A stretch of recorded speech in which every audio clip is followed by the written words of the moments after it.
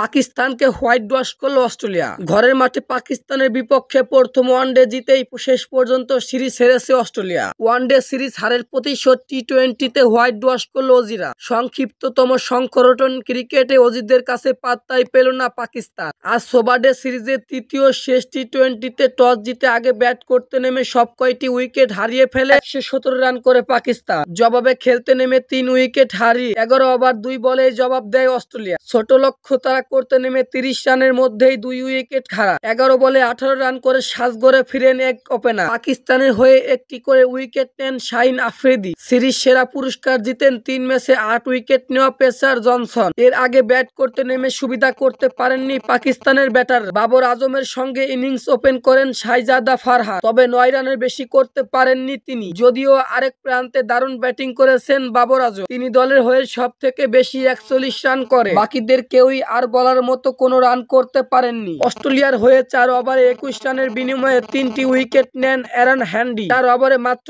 11 run খরচ করে 2টি উইকেট নেন অ্যাডাম জাম্পা।